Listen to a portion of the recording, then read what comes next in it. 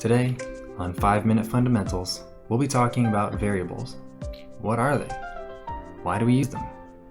How do different programming languages handle them? You can sort of think about variables as labeled boxes on a table. You put the labels on them, and you get to decide what is in each one. Now, imagine you're packing for a camping trip. You might have a box labeled food, with edible things inside. Things like protein bars, or instant pasta, or water bottles. You might have another box labeled protection, with things like a tent, and mosquito repellent, and a rocket launcher, for the bears. These two boxes carry the things you need for a successful camping trip. Now let's start with a brief history lesson. Okay, maybe not that far back. That'll do. Anyways, when computer programming was first making its way into the mainstream, there was no real concept of variables as we know them today. If you got a piece of information from some process and you wanted to store it, you would need to directly put it in a register in the computer's memory, and to remember that memory address. So then, when you wanted to get that data back, you would need to recall the address in which you stored that information. Now this seemed okay at first.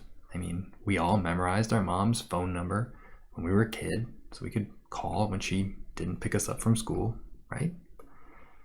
Well, it turns out those memory addresses look a little something like, that. And it got hard to remember when you had dozens of them in your program. This gave birth to named variables, a concept added to higher level programming languages to allow a programmer to put a textual label or name on the memory address that they're using, so they can reference something like mom's number instead of that crazy hexadecimal nonsense up there.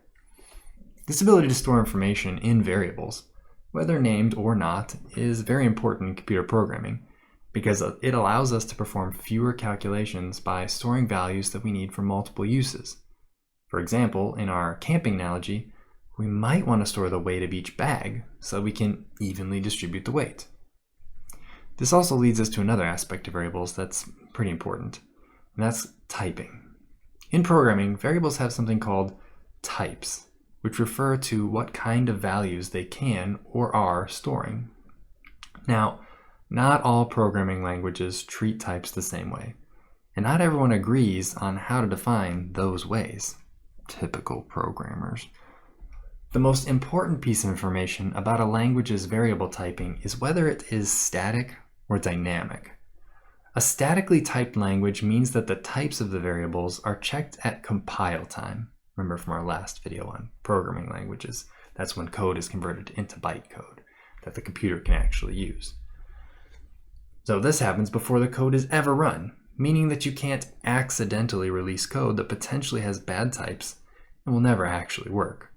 A language that has a dynamic typing system, on the other hand, determines what types of variable should be, whether it's food or protection, for example, at runtime, which can make some calculations easier, but can also lead to confusing errors when you go for your rocket launcher and instead get a baguette. I hope the bears are forgiving. The other way of describing a language you will often hear is strongly or weakly typed.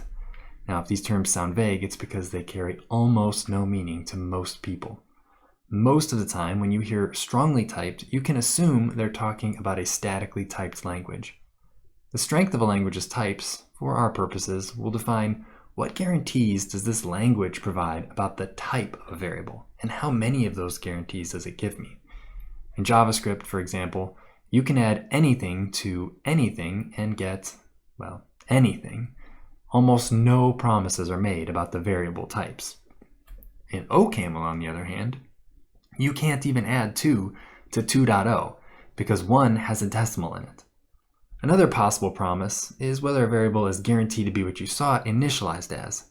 Some languages will allow you to cast or change a variable to another type on the fly, so you can use it in an evaluation that it isn't typed specifically to handle.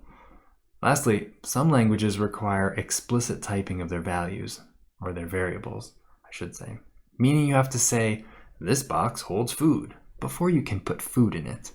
while others allow you to put food in the box and then come back later and realized you hadn't labeled it yet because you were busy cleaning your rocket launcher.